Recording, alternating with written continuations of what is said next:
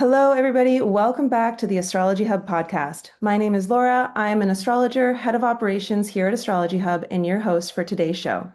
We have a great show for you today with one of Astrology Hub's favorite teachers, Gemini Brett, who's an astronomer, astrologer, and cosmic storyteller. In today's episode, you'll learn why Brett calls this moment in time we're in the path of the infinite and why it's important to prepare us for 2026. If you know Brett, you know that his grounded advice is invaluable as we move through these cosmic pathways. So without further ado, I hope you enjoy the episode. All right, Brett, so let's dive right in because I know there's a lot that we can talk about, starting with the Sagittarius lunation, because you'll actually be our guide, our teacher in the inner circle during this moon cycle. So this moon cycle starts on December 19th and ends on January 18th with the next new moon of Capricorn. So what are you seeing as the main invitation for this moon cycle as you see it right now? Flannels. Um, I recently discovered that while I thought the flannel was the moon's territory alone, that there's something very Jupiterian in the flannel. Like it keeps you warm for the long journey, which we might feel in the Sagittarian design. In a way, in the Pisces place, traditionally associated with the Jupiter, we might care a little bit less. Um, but Jupiter, where, Jupiter reigns now from the place where traditionally Jupiter was said to be an honored guest or exalted in the sign of Cancer, it really wants us to be comfortable. So I might just be justifying the outfit that I showed up in. I've been wearing this shirt way too much, but I'm not going to title this journey in the inner circle of Astrology Hub for our Sagittarius lunation the flannel. That's ridiculous. What came in for me, like quite clearly, was this: upon the path of the infinite. And I was listening a lot to The Planets by Gustav Holst, which I've been listening to a lot recently. And the Jupiter song is called Jupiter, the Bringer of Jollity, which I really loved, of course, at this time of the year. I didn't even know jollity was a word. So I was really like tuning into that, the beauty of joy. And for some time, I was considering the path of joy as the way to describe this. But spending time there, it was like, wait, joy is not a destination. It's like a choice. Right? And we can stay joyous along the way. And then I just happened across one of my favorite poems ever written, which felt really relevant for this particular lunation, because this Sagittarius new moon, which meets in a very late degree, will in a sense flower in the full moon in Cancer. Right. And you've seen how this works, that we don't always get the full moon in the sign opposite that of the new moon.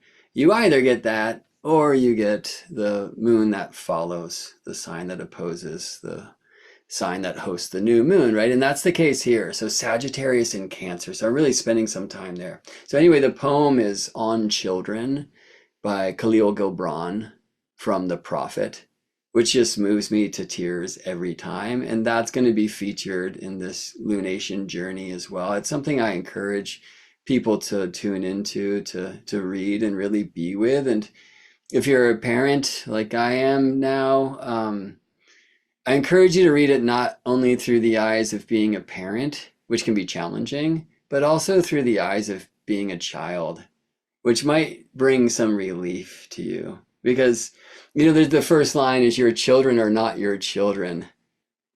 They are the sons and daughters of life's longing for itself, which is this amazing thing to consider. And for those of us on this path, right? And so this is a line from On Children by Khalil Gibran, upon the path of the infinite.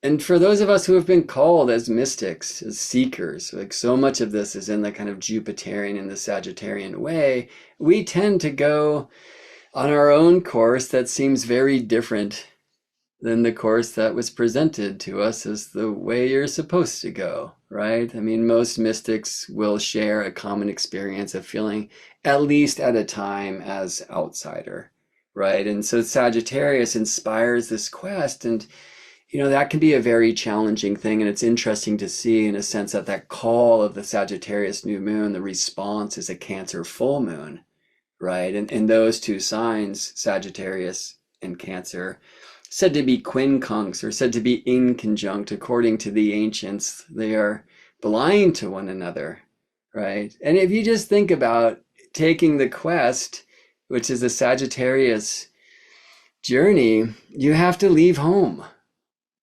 right? Like Sagittarius and Cancer kind of like they kind of don't go, right? Or if you all about home and family, and some of us have those commitments now, we can't go take the journey. I used to just travel around teaching the stars, and it's like, now I'm with my baby, right? So Cancer and Sagittarius sometimes feel at odds. Part of the gift of this lunation will help us see, where though maybe we can't see with our eyes closed, we find where these great energies meet. And some of that is knowing that the path of the mystic, the path of the infinite, does not need to be lonely. There will be a time typically where we're journeying away from, I don't know, the culture that we came up in, or the family or the home or whatever it may be. And sometimes that promotes a aloneness, like, God, am I the only, why is everybody weird? Wait, I'm weird, whatever, right? But then we come together in fellowship and soul family and tribe, and that's such a gift of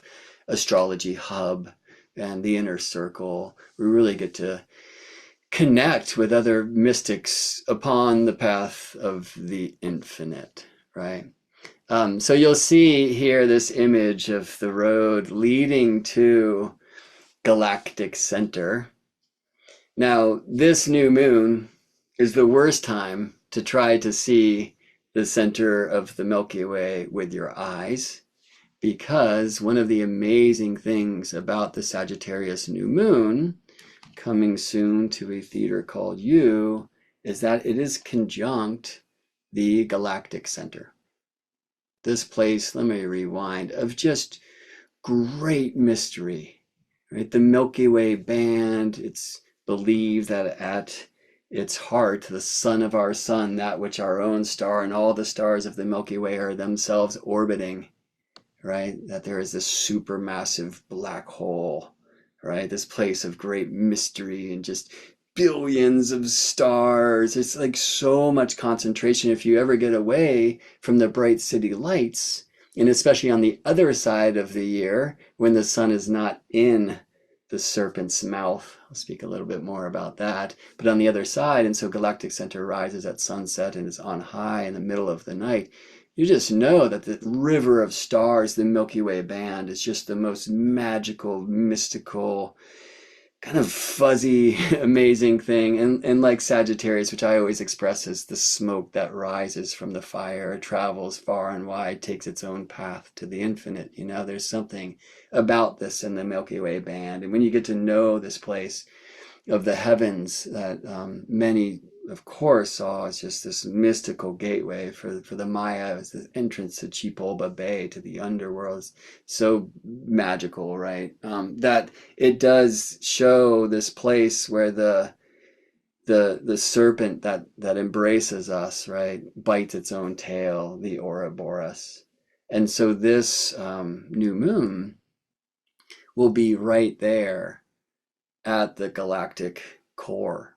And of course, that means it will not be seen, for the sun is the one of the visible planetus, which means wandering star, that will never reveal the constellation it is currently traveling through. Right? That's why the original zodiacs, and we're going to speak about this a bit in my mastery class, we're lunar, because we can watch the moon move through the stars. Right? The sun, try to find the stars behind the sun and you will go blind. It is a great source of mystery, right? And that's something I always want to remind us of, to get outside with our feet on the ground, connecting in a embodied way to the heavenly happenings, that these charts are maps of the soul, but they're also maps of the sky in real time. And when we get out and reconnect to the measurable side of our cosmic craft, to the astronomy, right? It brings so much more experience and a voice to the immeasurable, to the correspondences. So this is the worst time of the year to see galactic center because the sun is moving through there, kind of. There's strong images that we clearly see in the aspect lines of this chart, which speak about the conversations between the actors, if you will. So, for example, we see Venus also in Sagittarius at the time of this new moon. We see Mars just on the other side of that cusp, right, in Capricorn. There's a strong square between the new moon and Saturn and Neptune in Pisces. That square, I mean, even stronger, like the Venus-Saturn square, right, or the moon-sun square with Neptune. But generally speaking, when we look at Sagittarius and Pisces and we entertain this idea of why would they square off? Like usually the squares, which activate and bring opportunity for great change and growth, they usually demand some kind of response because they are tense, right? Why are these places tense? And we might explore that in Sagittarius fire versus Pisces water. But traditionally, these are both Jupiterian. And I really try to avoid teaching signs through the northern hemisphere seasonal experience alone. Act locally, but think globally, or be globally, right?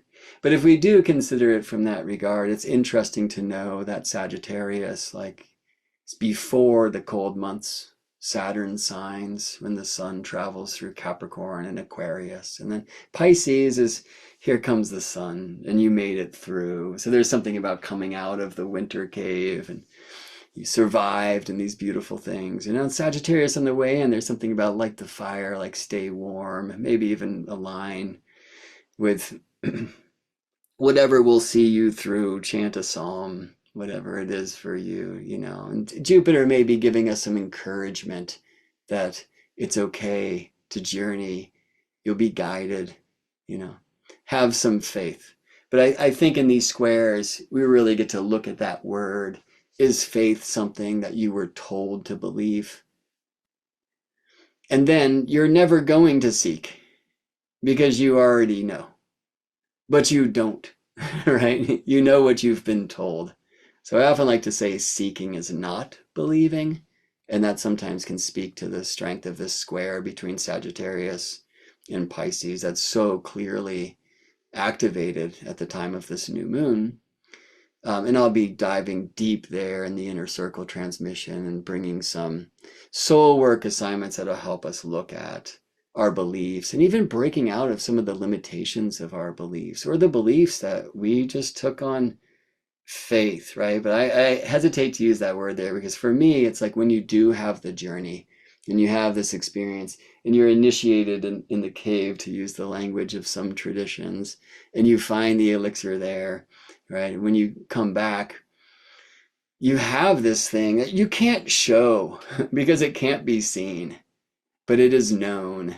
And it's going to be different for you than it is for me. So I define faith as the things that we found to be true, even though we can't show them to another. But we might, be way finders and way showers, right? So students of mine will often hear, like, I can't tell you what you're going to find in the temple, but I can give you a few of these different techniques or approaches that will help you forge the key that will unlock the door. But what you find there is yours and yours alone, for your temple is yours and mine is mine. And, it's hard to speak about these mysteries without sounding like an adult, as maybe I just did, but for me, that's part of this Sagittarius Pisces square.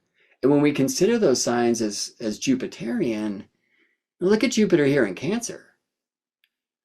And we find, as much as there's a square with the Pisces planet, with Sagittarius, right? Even, there's a third, right? Mercury in Sagittarius, at the heart of the Scorpion, Antares, squaring the lunar nodes, the North Node and Pisces, right? So there's a lot of squares between Sagittarius and Pisces.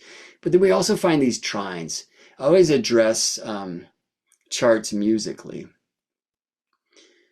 And In the square, I hear this tension. And in the trines, I hear release. Well, when we write good music, we intentionally design tension, right? If you're just in the release consonants place all the time, it's easy to fall asleep, but it's hard to wake up. And we really want to bring that tension, and then you get to feel that amazing bliss of relief. And everybody listening to this knows what I'm talking about. You've had it in your own life. You're in one foot in one of those pools right now, and one in the other, likely, right? So we see these strong squares, and we also see these trines between Pisces and Cancer. And it might be that some of the belief systems are really rooted in the family structure, in the youth, right? Because I'm looking at Cancer where Jupiter is now in what we call a mutual reception between Jupiter and the moon at this new moon time, Sagittarius moon hanging out in Jupiter's place with Jupiter in the moon's realm of Cancer, right? So there's kind of a foreign exchange program going on in a way to open the gateway between these signs, which traditionally are invisible to one another. That's a very powerful part of this too. But generally speaking, again, like for us to go Sagittarius, you kind of can't Cancer or Taurus. So I don't want to spend forever on this chart and all the things I'll be sharing in the inner circle, but look at this. It's kind of loose by orbs with this like yod with the Sagittarius team there, right? At this apex of a yod with Taurinus, Uranus and Taurus, and Cancer, Jupiter. And this is just like a really wonderful place to teach the weirdness of the quincunx in general. I often share it in this way. It's glamping. Right, because you want to be comfortable, you want warm, you want to like have your stuff, but you also want to go far away, right? But you're not really doing your Sagittarius journey, and you're also in some weird yurt, not feeling at home, Cancer, or comfortable, Taurus, right? I mean, depending on the yurt that you can access, not me, right? So it's really weird. And one of the vehicles I'll be using in the inner circle, in fact, if you're in the inner circle, I really encourage you to start listening to this song now. And for everyone, it's a really wonderful song that I think clearly speaks to the energies that are happening in this lunation, this Sagittarius Cancer lunation to come.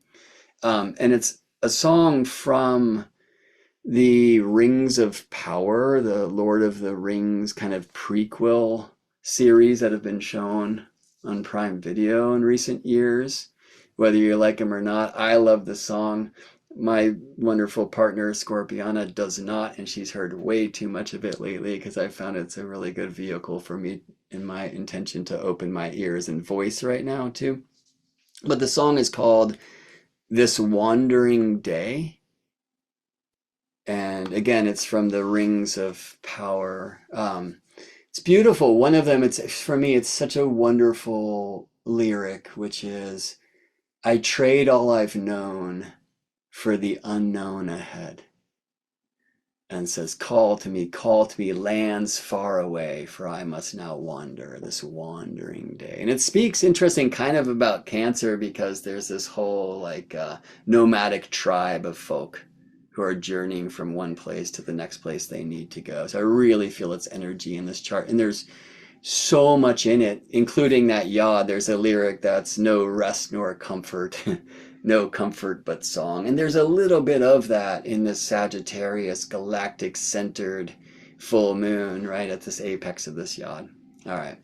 Well, so we might be up against our own belief systems and familiar belief systems. One that I find myself up against consistently around this time of the year is the whole 13th sign thing that I'm sure has also come your way, dear listener, because you too are a mystic who has been called to the starry stories in our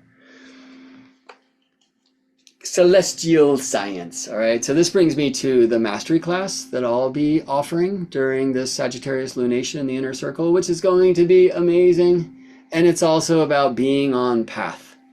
And it's about parallels and out of bounds planets, and as they call it, Antisha. And in the class, you will see why, if you learn to pronounce that as the Greeks would, antiskia, you'll understand much more of what it is, because skia is Greek for shadow. And antichons are often described as these shadow points, and folks these days who are so psychologically inclined, which is a beautiful thing, often speak to them as like some kind of Jungian shadow, right? The things we don't know about us. But really, they're talking about put a stick in the ground and measure the length of the shadow. So, of course, because I'm so devoted to ending the divorce between astrology and astronomy, you can expect that in my mastery class there will be some sacred astronomy. But importantly, when we look to this aspect grid that you see here in the lower right of your screen, like I'm looking at squares and trines and sextiles. And by the way, I'm very interested in harmonic aspects and quintiles and other things, septiles. That we'll speak about some of that in the new moon and full moon forecast too. But the main thing I want to show you here, and this is the reason why I chose parallels as the main subject of my mastery class, is look at the parallels, which, if you don't know, are shown by those parallel lines on the upper right side of the aspect grid. So at the time of this new moon, there's this amazing parallel team between the Sun, Venus, Mars, and Pluto. Like, how is it? What is happening that these planets in Sagittarius, Venus, and the Sun, are connected somehow with Capricorn Mars on the other side of that wall, and then also with Pluto so far away, right? Like, if you're just looking at aspects with the Sun and the Moon at galactic center in late Sagittarius, and then Pluto there in early Aquarius, like, how are they in any way related? And it requires us to see the sky in a very different way, and in a way like the ancients did. So first of all, to speak Ophiuchus, who I love, the serpent tender, right? Some in the traditions connected Asclepius, the great healer, with this giant one. In the Babylonian tradition, it looks like perhaps constellations that they described as the sitting gods were in that space. We see an interesting image in the Dendera zodiac from the Temple of Hathor, where these stars are also occupied. And that great healer kneels on the galactic center, which is marked GC here. But that same place, it's triangulated. The arrow of the archer and the stinger of the scorpion, along with the knee of Ophiuchus, point to this sun of our sun, this place of great mystery. And the Stellarium astronomy software, as we take the atmosphere away so we can actually see the Milky Way band and the stars in the moment, right? But it's something I really want to bring your attention to, like while Venus, who you see to the right of the bright sun there, it's kind of clearly at a Ophiuchian star, the only one that's on the sun's path, which is shown as this yellow line, this ecliptic, where typically we're focused on in our astrology, right? Because the planets tend to travel on that path. Notice that the moon is right at the galactic center, like south, right? And I don't think I'll speak too much about Ophiuchus in the masterclass besides this and the beauty of it. I'm definitely a 12 sign guy, and maybe I'll show you why in the masterclass time, because I think that this can be a challenging thing for folks who are exploring ancient astrology and working with the tropical zodiac, perhaps especially since signs and constellations are both beautiful and important, but also very different things. I just want you to see that the moon is not only like in Ophiuchus, it's quite far south of the sun's path at this time. That is a moon out of bounds. And in fact, in some climes, like I have this cast for Kyoto, Japan, the moon, though we won't see it blinded in the beams of the sun, will actually occult the galactic center or move between Earth and the galactic center at this Sagittarius new moon time, which will bring in, as I've found from occultations, the hidden secrets of these great sources of celestial power. All right, so quickly, what you're seeing here in red are the circles of the higher one is the Tropic of Cancer, and the lower one, because we're looking from the northern hemisphere, the Tropic of Capricorn. Those are the bounds of the sun's path, centered around the equator, which you see here in blue.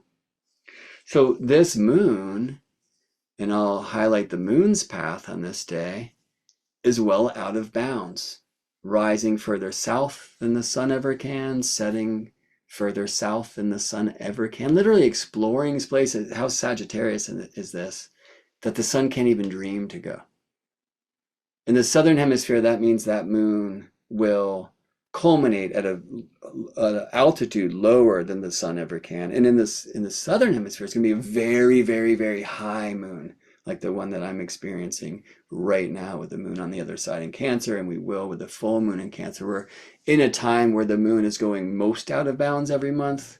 We're really just kind of coming out of that time called the lunar standstill. And that's a long conversation I had with Amanda here at the Astrology Hub podcast last time I was on. I encourage you to go check out that episode. So I'll also be speaking about the out of bounds phenomena when planets are either south of the Tropic of Capricorn or north of the Tropic of Cancer. We're going to see that in the map. We're going to see the Earth astrology of that. Like, I'll show you that the tropical zodiac is not symbolic. It is very real, and it's all about the Earth.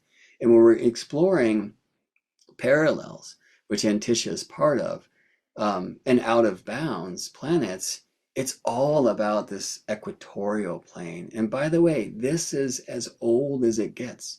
Like, there are different lunar mansion traditions that, interesting, were based upon the equator.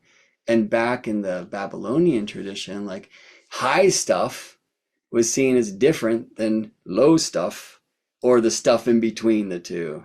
There was Enlil and Anu and Enki or Ea, zones of the heavens. And so we're going to get to like go way back into our celestial tradition as we explore the power of these connections for planets that, though they might not be conjunct like the sun and Pluto at the time of the Sagittarius New Moon, but they're taking the same path through the sky. So hence, upon the path of the infinite, when planets are parallel or parallel with stars, they might not be journeying side by side holding hands, but they're taking the same journey.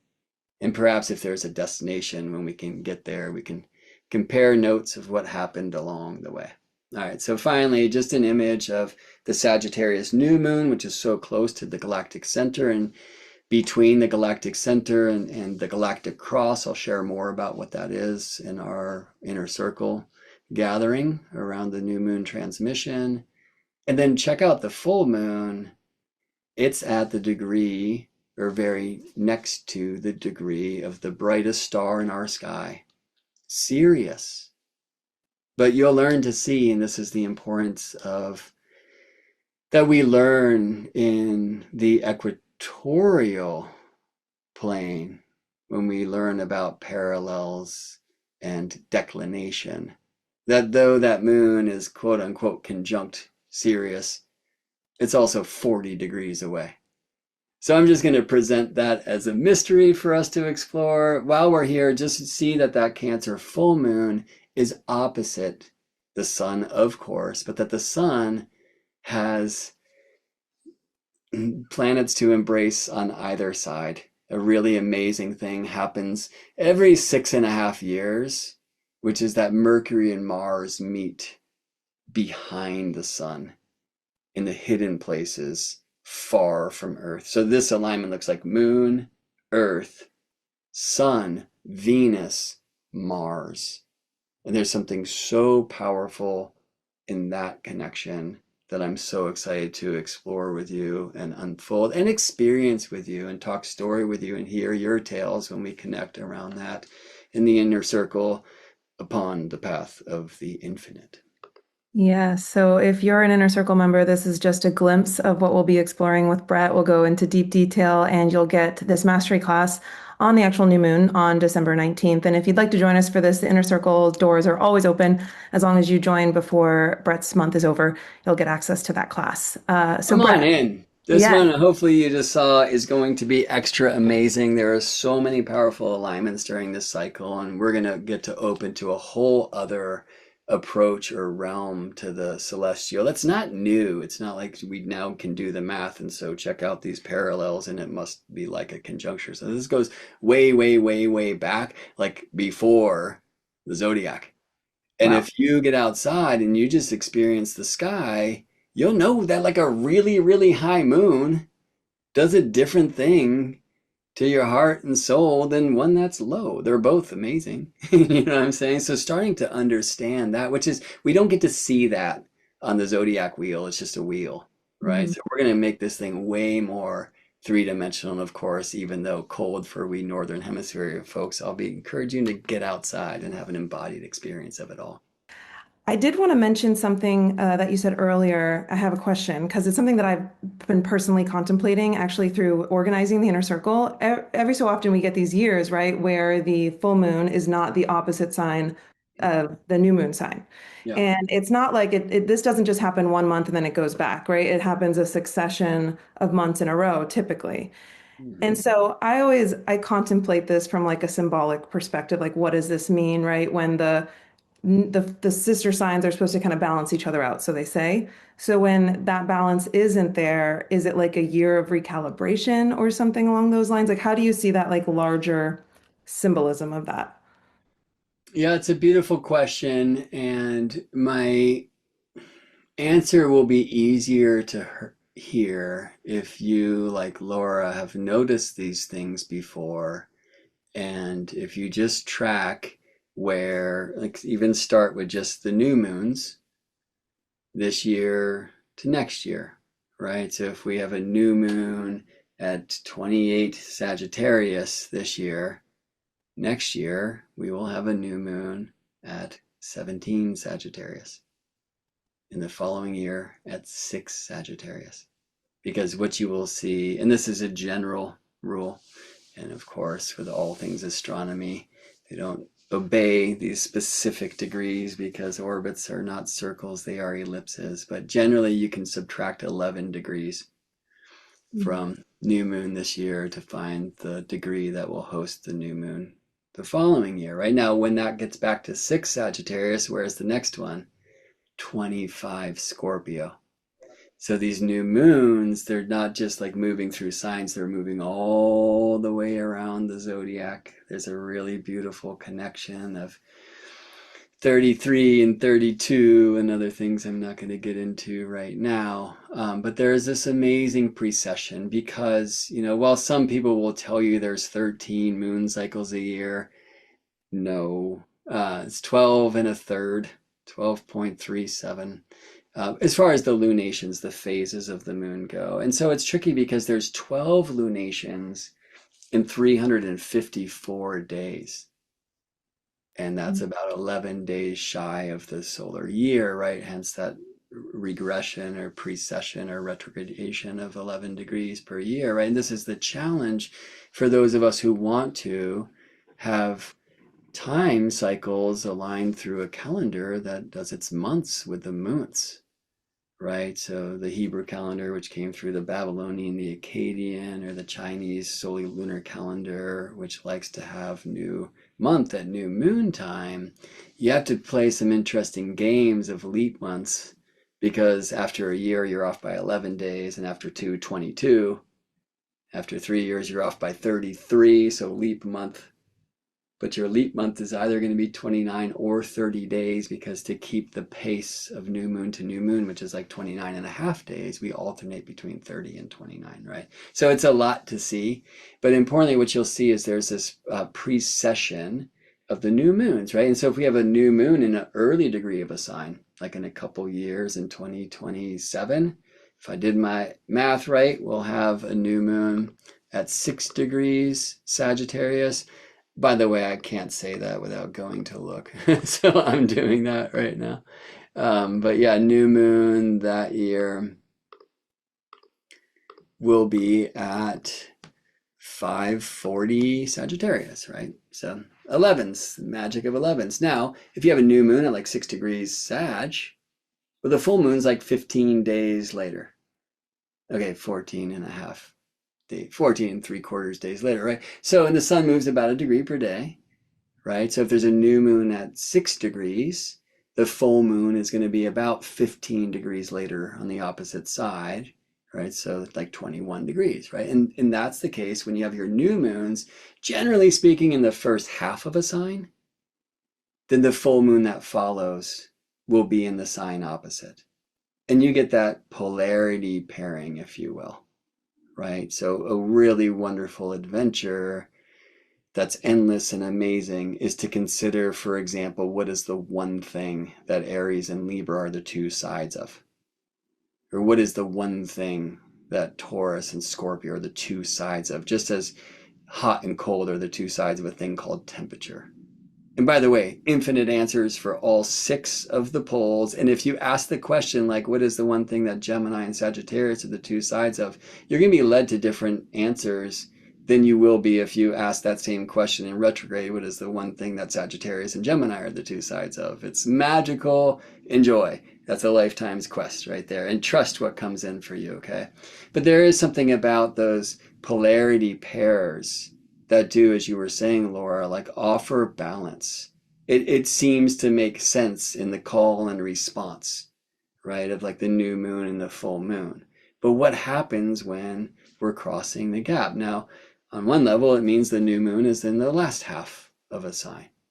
And by the way, in some of the traditions, the two halves of the signs, like there will be a solar half and a lunar half, and there's a lot of interesting place to go play there. You're interesting now, like let's use this example of a Sagittarius new moon and a Cancer full moon. Now you have fire and water. You have like, the yang and the yin. That kind of seems more magnetic. Right? People don't like to say positive and negative signs anymore because it sounds hierarchical or good and bad, especially if you're like the masculine signs are positive and the feminine signs are negative. That just sounds like the patriarchy. But we miss actually the potential of a magnetic and electric reality of the zodiac when we throw away some of this old language, thinking that it was just like rude. It might not be. It might actually be technical. Do you see what I'm saying? So there's a really interesting thing to know, like that these poles have similar charge. So if I use those terms, a positive sign is opposite of positive sign. Right? A student asked me about that once, and I was like, wow, I've never even considered it because I didn't allow myself to use that positive, negative language in my astrology. But now that you mention it, whoa, like this is why the world goes around. Like if on the pole we had a positive and negative on the opposite sides, like everything just collapses. Whereas if positive is opposite positive, negative is opposite negative, we're always expanding. So that's a great way to remember and keep the faith. Anyway, and what's happening is your neighbor is of the opposite pole, right? So like Aries and Taurus or Aries and Pisces. And then all you have to do is like start the spin and you have a perpetual magnet motor. This is likely why the world goes round. Okay, so I'm on this long journey, as I will be, long answers to short questions, but there's actually something quite beautiful about the opportunities when the full moon is in the sign that is not opposite that of the new moon, but in the following sign. And in a sense, it happens half the time, right? Generally speaking, if the new moon's in the second half of a sign, the full moon will not be in the sign opposite, but the following sign. So in the case of like Sagittarius, new moon, full moon's not in Gemini, but in Cancer. So on one level, now we get fire and water. Now we get yang and yin. Now we get, if you use the terms positive and negative. I don't mean good and bad. Look, the negative wire is your friend in the house. Why? Because it's grounded. How? It's literally tied to metal, earth, in the earth to connect to its watery circuit so you won't shock yourself. You know what I mean? It's like the red wire is the one you should be scared of, right? So negative does not mean bad. It means grounded. It means down and in. You see what I mean? And we also want our up and out. So there's something actually beautiful in a different kind of balance. And consider as well that according to the tradition, there were 7 rays, right? There, I can see my partner, the opposite. I can see on these 2 trines, and these 2 squares, and these 2 sextiles, but I can't see my neighbors. And I can't see the neighbors of my partner across the street, which is this weird thing, but there's some biology here. We actually have the optical nerve intersects the eyeball at 150 degrees, and this creates lacunas or blind spots in our vision at 150 degrees on either side. Now, in the human design, the stereoscopic vision heals that aversion or that blindness, but it's there, and you can go play online, close one eye and the apple disappears and close the other and the orange disappears. Those of you who have been initiated know what I'm talking about. Go see about your blind spots. It's an intriguing thing. And while I love harmonics and so much more, and there's something in that, like how far is the 28 degree Sagittarius new moon from the 13-degree Cancer full moon, for example? Like they might not be opposite, but, and this happens between all new and full moons, I can look at this beautiful harmonic and it has a lot to say. Okay. But if we play with the old 7 rays, 1 opposition, 2 trines, 2 squares, 2 sextiles, doesn't the truth that a new moon and a full moon, not on a pole, but in quincunx signs, right? Cancer and Sagittarius, doesn't it open the opportunity in that kind of call, but response from a world I don't even know about, to help us seek in the infinite, in the mysteries, and maybe hear more about what exists beyond the veil? And all the things that you and I, Laura, and everybody tuning into this, especially after this long astro babble, is about, right? So I think there's a beautiful gift to it. And really importantly, like I encourage you to track new moons, and watch the precession, not only through the sign, but through the whole zodiac, and consider how old was I when the cycle I was born to kind of came back to that zone. You'll discover amazing things that are typically not taught. But look also at the new full moons. I am really encouraging this kind of call and response, like musical way to play with that, and see how they move through the year. And you'll see times, by the way, where like the new moon is just like at 18 degrees, and then 18 degrees of the next sign, then 18 degrees, and it's like not doing anything. And then the other sides of the year where it's like moving from 18 to 16. And you're like, wait, what? So you actually start to see some of the problems that really bothered the ancients when they were still working with circular orbits. And you start to get to see into the powers and the magic and the weirdness of the ellipse. And now you're in like Kepler's space. So enjoy your play. Thanks for asking a question, Laura.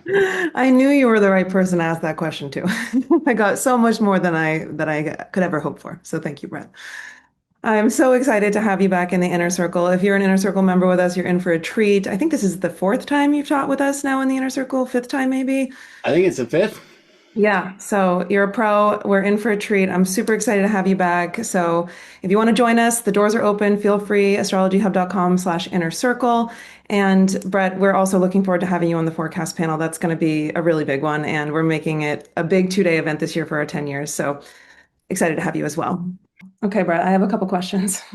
So I'm hearing you say words like faith, infinite, joy, known, not seen, questing, hidden places. So what would you say if someone is like overwhelmed by the thought of the infinite, right? Like we're in a time right now where we don't really know what's coming up in the future. We know 2026 is a big year. What do you say to someone so they can walk the path of the infinite joyfully, like Jupiter in their flannel, versus kind of like more concerned about it? It's an amazing question. I mean, it's one of my great challenges right now. I think it's a challenge that astrologers might face more than others Mm. because we have these amazing tools that help us look forward and help us contemplate that which has happened as well, and see, as we are students of these cycles, right? Like what happened last time Pluto was out of bounds, for example. Most planets will go out of bounds, or are most likely to go out of bounds in the solstice signs. So that's Gemini, Cancer, and Sagittarius, Capricorn. Pluto goes out of bounds in Leo and Aquarius because Pluto's orbit is crazy, right? So we look back to when Pluto was last out of bounds in Leo, and we could see some pretty out of bounds folks, and I'll probably share some examples of that when we connect for the 2026 forecast, because part of 2026 will be Pluto going out of bounds. It's hard to see things like this and not like freak out. Right? And that's where for me it's like, why did I ever start with astrology? Because sometimes it can feel so scary. But one of my roles as a practitioner, as a counselor, as a coach is to like help people choose more of that, path of jollity and hope, rather than fear. Because Mercury reminds us, of course, how powerful our spells are. that as Mm. we narrate our experience, our words, whether they're spoken or just said within and echoing around, have great, powerful um, magic, right? So, one thing that I look forward to bringing to the 2026 panel, although maybe this will be something that we'd rather hear from Gary Caton, since he wrote a book on the Mercury elemental year, is that Mercury will be in the cycles exploring the waterway in 2026. That has now begun. Mercury's retrograde conjunction with the Sun in late November 2025 in the sign of Scorpio. And this is a shift from fire cycles to water cycles for Mercury. Right. Now, the last time we were in Mercury water cycles, 2019 and 2020. Mm. Okay. So we're retrograding back to a time where it was crazy and the world went crazy. And the reason why I want to bring this in is, what does water Mercury say? Are you going to figure this out? Mm. Right? Are you going to know? Is this something that can be calculated? Right? Is this like the math problems I love so much, something that has one correct answer? No, right? It's the waterway. And while the water, it reminds me to pour some tea, might take the shape of the earth that embraces it, right? It is a flowing and rather free thing. It's also a thing that connects us all. And it reminds us too, as I like to say, that the art of the chart starts in the heart. And so Mm. these mysterious, kind of foggy things like faith, like even when it's really hard here within, at home, in the clan, in the family, in the culture, right? We can know that we are guided. And at Mm. times, where we feel so far off the path, I like to say that a beautiful thing about the path is you can't leave it. And so you feel like you got fully sidetracked, that's part of your path. So I think having what I'll call faith and just trust and really hope and optimism, and even having practices, this will be part of our inner circle soul work too, is like gratitude practices and generosity practices, Mhm. right? Because when we are in that space, like, so speaking of Jupiter, like Jupiter had a whole side who was oh, why do Greek words always escape me because I don't speak the language? But okay, so Xenios juice, Zeus. I keep calling Jupiter Juice lately, which I guess is just combining the Latin and the Greek, which I do often do anyway. So fine, juice, right? So there's Xenios juice. You might hear that term in like xenophobia, like the fear of the strange or the fear of the outsider. Like, no, no, no. In the traditions, you would welcome the wanderer at your gates, invite them into the home, let them warm themselves at the hearth, clean themselves in the bath, feed them, treat them as family. All that before you ask their name and what they're on about.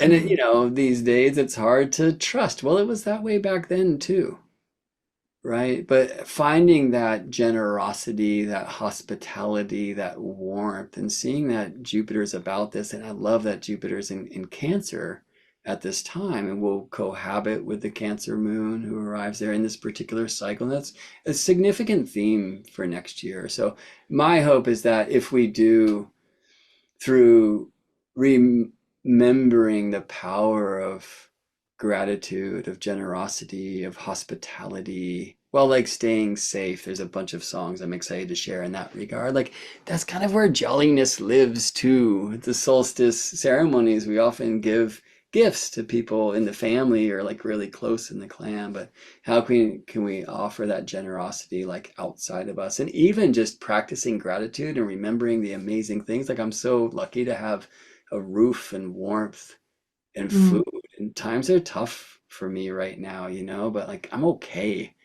And when I start there, then that's just a flower that blossoms and sends, through the gratitude bees, like pollen out to the world. And if we all just kind of start in that space, so that's my main thing. Is like it's going to be the waterway how can we connect with the timings of astrology to help us align with the celestial symphony so that our practices of growth and transformation and manifestation are supported by, the soundtrack of the time, but not need to know, including like staying detached from the way that we expect our dreams to come true, right? Attachment to the outcome will often bring us to delusion or confusion, or really have us kind of miss the point of Mhm. the thing that's maybe even happening right in front of our eyes, but because it's coming in a different way than we told it to, we don't see that it is, right? Yeah, so my dream is that the watery cycles of Mercury next year, and Venus, who will align between Earth and Sun in the sign of Scorpio, in the northern hemisphere autumn next year, in the southern hemisphere spring. Like there's something about the importance of staying watery, staying in the heart. And for me, again, the art of the chart starts in the heart, and that helps us know that astrology should be a way in and not a way out. All right. Well, we do have, of course, these really significant shifts next year. It's a big deal. We spoke about 2025 as a great year of change because Pluto now fully committed to the Aquarian journey for some time.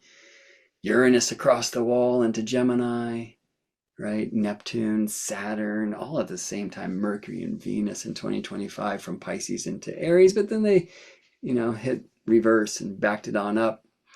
Um, and so there's more commitment to those great shifts of Pisces now entering Aries to stay for some time. Sorry, Neptune entering Pisces to stay for some time, of Saturn spending years in Aries coming up, of Uranus now moving into Gemini. And then we'll get some of these great conversations that have been on the kind of promise sheet perfecting and maybe coming true, right? So Saturn and Neptune will, who have been dancing together, will finally make their conjunction, the first degree of Aries. Right in between, interestingly, Pluto and Aquarius, and then Uranus moving into Gemini. I think we've all seen that sextile fan. I like to call it a sexy trine because you get the Gemini Aquarius trine with the Aries midpoint in between. I mean, how amazing that Uranus, Neptune, and Pluto are all changing signs at the same time. That doesn't happen often. And also that they're making this amazing midpoint picture, to use that technical term. That's like a once in 500 years thing. And for them to be doing that also in Ptolemaic aspects and sextiles, trine, like so super rare. And I think it should be hopeful to remember that in our tradition we teach trines and sextiles. They say easy, I don't know about that word, but like flowing aspect. There's agreement, there's exchange, there's more ease in that conversation. We're still Mhm. talking about a Saturn Neptune conjunction. And yeah, I think I've been really just trying to find what is the metaphor, what is the vision of this thing? Because for some time, when we've had strong Neptune transits to a personal planet in our chart, that was then followed by Saturn coming into Pisces and making a similar alignment, right? And the metaphor was quite clear. Well, it was quite unclear, but it was this, like Neptune's here, the fog has come in, you have no idea where you're steering your boat. Stop trying. Like just let go of the wheel, say a prayer, and know that the storm is going to take you where you're meant to be. And what else are you going to do when Neptune comes in? Mhm. Be in the water way, be in the woo way. And Yeah. then now here's Saturn. And so the land has arrived. Mm. You're there, kiss the beach, you survived. But that doesn't mean there isn't work to do. You're on this new mysterious land. Where are you going to get your food, your water? Where is shelter, right? Like that's how it's been. And I have counseled myself, am counseling myself, and so many others through that process in these recent times of Neptune first and then Saturn. Well, soon they meet in Aries. And then because Saturn moves faster, soon people will be having Saturn activations followed by Neptune. Mm. And now, next year, like it's happening simultaneously. Like I'm having a bunch of transits to personal planets by both Saturn and Neptune at the same time. It's like, what do you do? One's enough. Two, it's a different kind of too much. Um, but the metaphor that's coming in, I kind of hesitate to say it. I've said it too many times already, and because I haven't gotten to test it or see if it's true. But like the vision for me is kind of clear, and it's because of that Aries fire, and because in the tradition, Saturn said to be kind of stranger in a strange land in that space. Um, the vision is this: you're in the desert and thirsty to the point of done, and you have another 100 steps, but miraculously, oasis on the horizon. And of course, you're reinvigorated, inspired just to make it there to the cool water that's going to completely save you and reset you in all of this. And here's the trick, and this is kind of the Neptune thing, is and Saturn and the spells to which we were speaking about before. We may have come to believe that that's not an oasis at all, but just another mirage. Because we've gotten there before, or so we thought, and we took a drink of the cool water, and it was a sandy thing that made it that much worse, you know?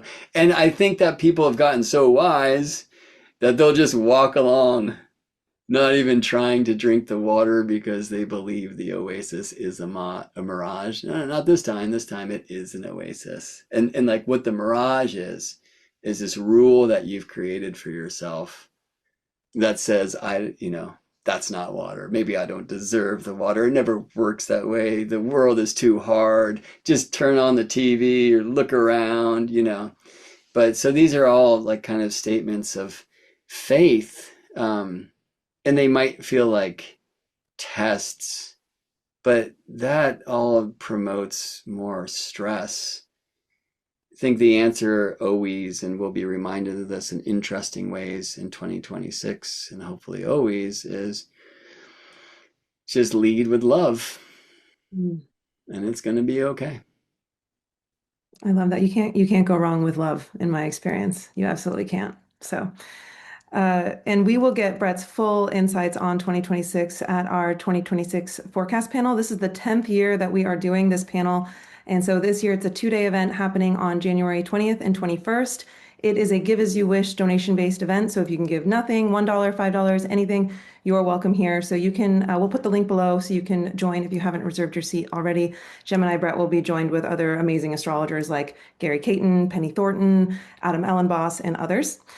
So excited for that, Brett. I'm excited as well. And speaking of gratitude, I have so much gratitude for Astrology Hub. It's done so much for astrology in general, for me personally. It's how I met my partner and therefore brought the baby in. And it's been such just a lift to my career and helping me connect with other fellows along the way. So I'm going to sing the last line of that song I mentioned before, This Wandering Day, which hopefully will also remind you to keep the faith. It's a line that Tolkien himself wrote, but it's been expanded in this song, and it goes like this: not all who wonder or wander are lost.